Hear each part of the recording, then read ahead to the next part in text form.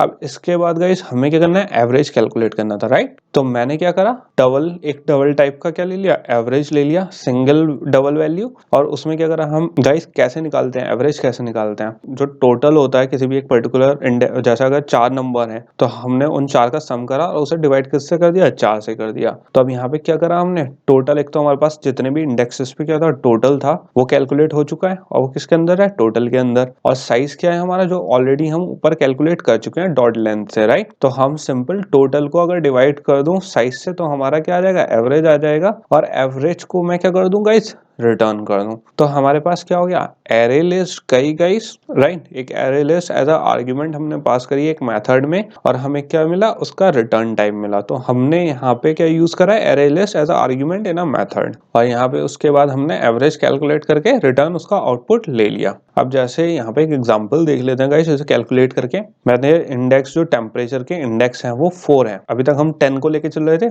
अब क्या ले लेते हैं, एक्चुअल वैल्यूज ले लेते हैं ताकि हमें थोड़ा सा और क्लियर हो जाए। तो हमारी जो इंडेक्स वैल्यूज हैं टेम्परेचर की वो क्या है, 75, 73, 72 एंड 80। अब इसके बाद हम क्या करेंगे, जब हमारी ये वाली लाइन चल गई उसके बाद ये कहाँ आएगा, अपनी कर्ली ब्रेसेस के अंदर आएगा। और किस पे आएगा, सबसे पहले इंड साइज में। इंड साइज में क्या वैल्यू स्टोर होगी, 4। क्यों, क्योंकि टेम्परेचर की जैसी वो लेंथ चेक करेगा तो हमारी लेंथ क्या है, 1, 2, 3 एंड 4, राइट गाइस। उसके बाद किस पे आएगा, वो टोटल पे आएगा और फिर पूरी वर्किंग करेगा। तो हम इसे एज अ टेबल देख लेते हैं कि कैसे वर्क करेगा और कैसे कैसे कौन कौन से स्टेप हो रहे हैं गाइस इसमें। तो सबसे पहले इसमें आया इंटीजर i इक्वल्स टू 0, तो हमारा 0 इनिशियलाइज हो गया। अब इसके बाद गाइस i यहाँ पे क्या चेक करा, 0 इज लेस देन साइज, तो 0 is less than 4, value true हो गई। i प्लस प्लस ये अंदर गया, total equals to total plus temperatures i में क्या है, 0 वैल्यू है, तो 0 वैल्यू पे हमारी क्या है गाइस, 75। तो टेम्परेचर में क्या आ गया, 75।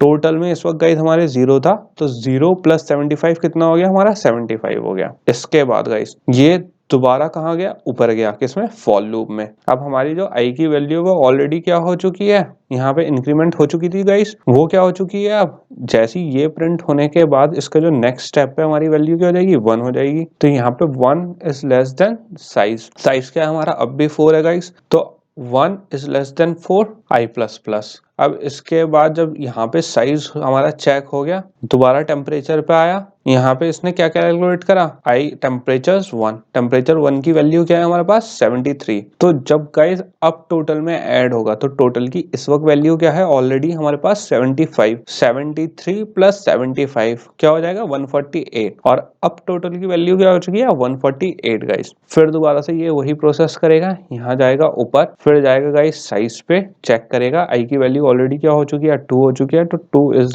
लेस देन क्या हो जाएगा, 4, और इंक्रीमेंट हो जाएगा। तो जैसे ही फिर यहाँ पे क्या आएगा, वैल्यू क्या आ गई गाइस, यहाँ पे 2 आ गई। तो हम ऊपर इंडेक्स में चेक करें, 0, 1 एंड 2 क्या है गाइस, 72। तो यहाँ पे क्या आ गया, 72 आ गया गाइस हमारा। अब जब टेम्परेचर में क्या आ गया, 72, तो टोटल में ऐड हो जाएगा, और टोटल हमारा क्या है, 148। 148 प्लस 72 क्या हो गया हमारा, 220। अब टोटल में हमारे क्या वैल्यू है गाइस, 220। अब फिर ऊपर गए गाइस, फिर लूप में गए, फिर साइज चेक करा, इस वक्त क्या हो गई है हमारी इंडेक्स वैल्यू, आई की वैल्यू 3 हो चुकी है, 3 इज लेस देन 4 है गाइस, आई प्लस प्लस। अब वैल्यू क्या हो चुकी है हमारी, अभी 3 है, बट जैसे ही हम इस लूप के बाद जाएंगे वो क्या हो जाएगी, 4 हो जाएगी। अब हम टेम्परेचर्स के अंदर चले गए, इंडेक्स वैल्यू क्या हो गई, यहाँ पे 3 आ गया, तो टेम्परेचर 3 इंडेक्स पे कितनी है गाइस हमारी, 0, 1, 2 एंड 3, ये क्या है, 80 है गाइस। तो यहाँ पे 80 हो गई, तो 80 प्लस 220 क्या टोटल हो गया गाइस हमारा, 300 हो गया। और जैसे ही ये 300 हुआ, ये क्या हो गया गाइस, फिर इंक्रीमेंट हो गया, गाइस ये हमारा 4। अब जब इसने चेक करा 4 इज लेस देन साइज, तो गाइस क्या हुआ, यहाँ पे क्या आ गई, ये लूप से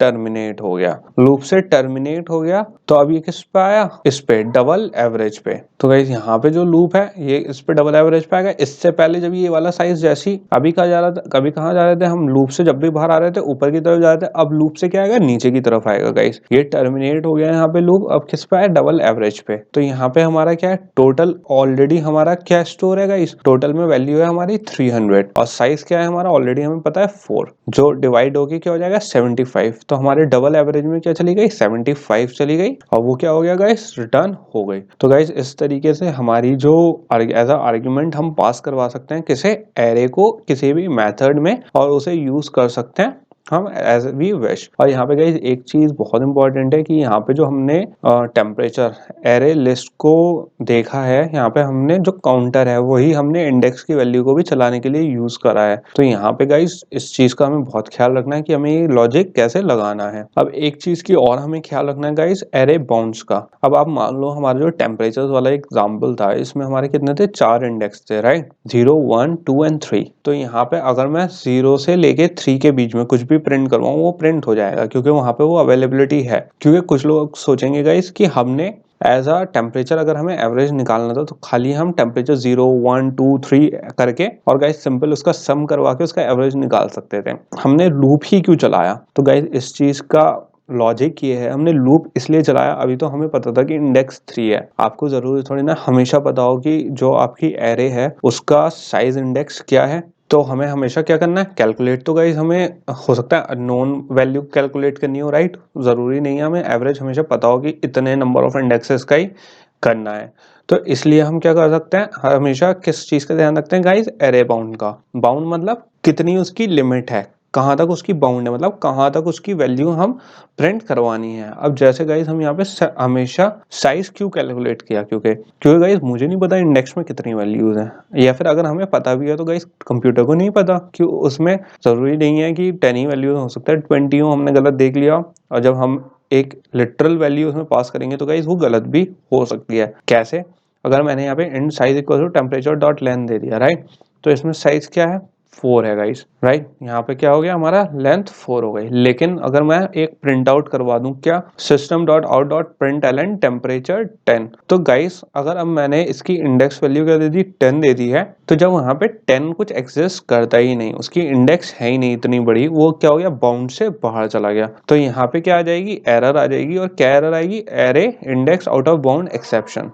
इस एरर से बचने के लिए गाइस हम क्या यूज करते हैं एरे यूज करना है। अगर यहाँ पे आप सोचो मुझे 10 प्रिंट करवाना था और अगर मैंने यहाँ पे एक इफ स्टेटमेंट लगा दी if 10 is less than size, 10 तभी प्रिंट हो अगर साइज से छोटा हो। साइज मतलब यहाँ पे मैंने क्या दे दिया साइज ऑलरेडी कैलकुलेट कर लिया है क्या 4, और अगर मैं 10 लेस देन साइज, यहाँ पे साइज हमारा क्या है 4, साइज से क्या छोटा है 10 नहीं है, 10 इज लेस देन 4 नहीं, गलत सिचुएशन है, वो बड़ा है, ये प्रिंट होगी ही नहीं गाइस। तो हम क्या यूज करते हैं साइज यूज करते हैं एज अ बाउंड, ठीक है, बाउंड कैलकुलेट करने के लिए, ताकि हमारी जो गलत वैल्यू है जो एरर है वो प्रिंट ना हो गाइस। जो हमारी जहां तक बस क्या है बाउंड है किसी भी एक इंडेक्स की, जो हमारा एरे है इस टाइम पे क्या है टेम्परेचर नाम की लिस्ट है एरे की, उसके जो इंडेक्स वैल्यूज हैं उसके आगे वो प्रिंट हो ही ना, इसलिए हम क्या यूज करते हैं गाइस एरे यूज करते हैं क्या चेक करवाने के लिए काउंटर के साथ। फॉर लूप जो हमने यूज करा वो इसलिए यूज करा गाइस। तो गाइस अब हमें क्या देखना है, अब हम देखेंगे कि कैसे एक मिनिमम वैल्यू हम एक्सेस करते हैं अपने लॉजिक के थ्रू। एक लॉजिकल